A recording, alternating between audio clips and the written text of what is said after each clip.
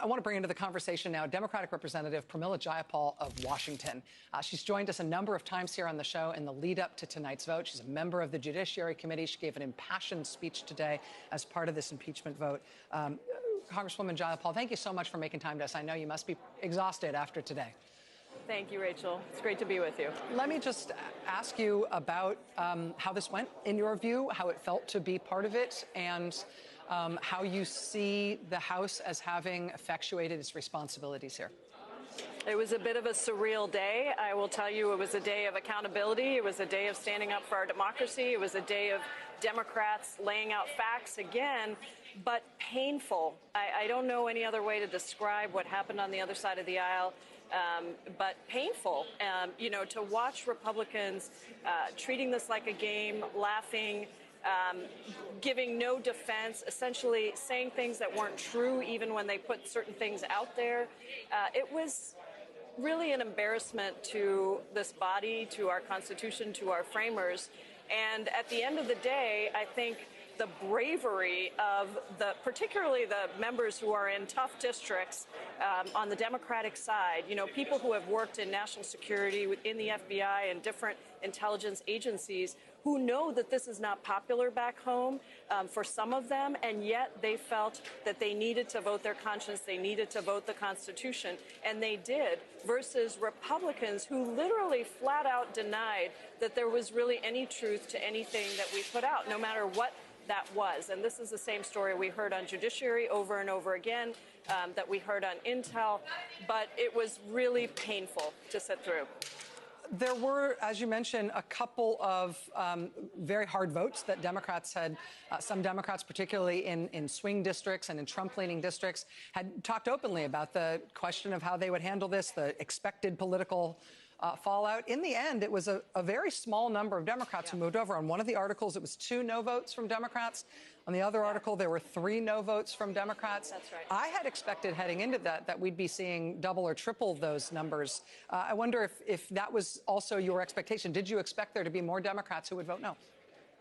No. I knew about a couple of days ago, I knew that we would have a very, very small number of Democrats, and one of them, as you know, is becoming a Republican, Jeff Van Drew. So I don't really count him in our count.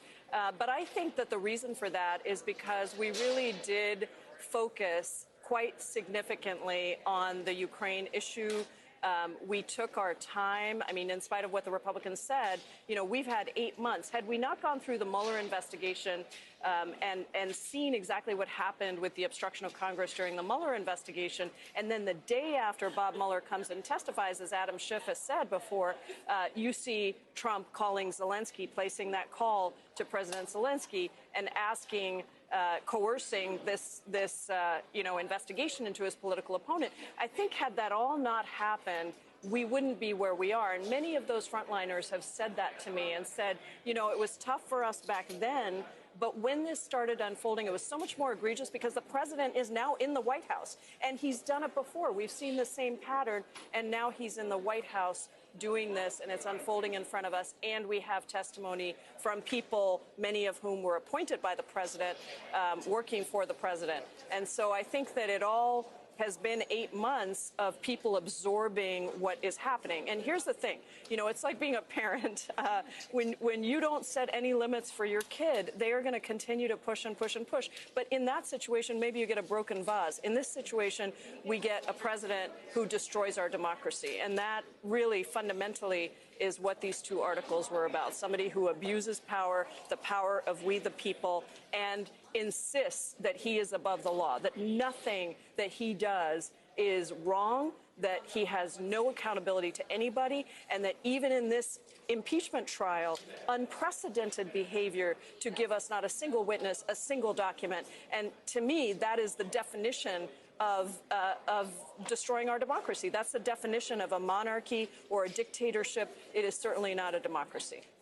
On this issue, too, of the president's abuse of power and the way you're connecting that to previous invitations of foreign influence in elections. In your floor speech today, you were impassioned on this point, and I thought kind of sharpened it to a very finely honed point when you said the president solicited foreign influence before, he is doing it now, and he will do it again.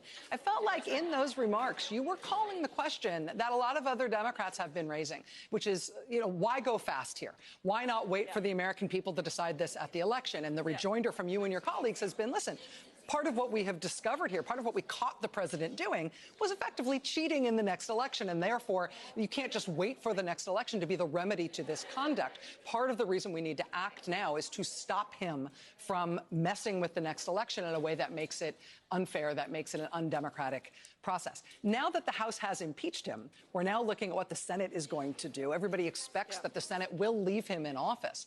Do you think that impeaching him in the House will actually put any brake on him trying to enlist Ukraine or China or any other country in messing with 2020? I think there's two ways that this can go. Depending on what the Senate does, I think, and the analogy I used in my last speech during Judiciary was Donald Trump is the smoking gun. That smoking gun is reloaded, and whether or not it fires is up to us. And what I mean by that is if the Senate essentially treats this trial like a sham, treats it as if, doesn't call witnesses, tries to end it quickly, tries to call witnesses that have nothing to do with the Ukraine matter and with these matters that we are discussing in these articles, then I think it just emboldens the president even further to continue to do what he's doing. I mean, Rudy Giuliani is in Ukraine right now. I think, Rachel, and you have been phenomenal on this, pointing out some of the things that other people don't pick up on. I think there's going to be a lot more that is going to come out, even as the Senate trial is continuing. So that is one road where there is no break. There are no brakes put on the president. There is the stain of impeachment from the House, but the Senate essentially allows him once again to destroy our democracy. The other is that we have, that it's a close vote, that there's a good trial, and that there is some shame brought to him, some level of senators saying we are not going to let him continue to do some of the things he's doing, and somehow they work on that. I mean, I'm an optimist, so I'm hoping for the third option, which would be that we actually are able to remove him. That is what should happen, and I hope that we can do that. But if not, I think a lot depends on the Senate and what kind of a trial are they going to provide, not to you or me, but to the American people. Because at the end of the day, again, we do not confer power upon our president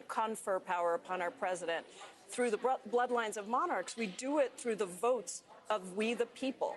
And if the president is engaging in destroying the election, inviting foreign allies or coercing foreign allies to interfere in those elections, he's taking away your vote, the vote of all of your listeners, my vote, and it's essentially not a democracy. And I think the gravity of that situation in 2020, but also for every future president, for the future of our democracy and the future of our Constitution, this is a gravely serious moment. And that's why it was so painful to watch the Republicans today as they treated this like a game, as they stood up for a man and not for the country, as they stood up for their party but refused to stand up for the Constitution.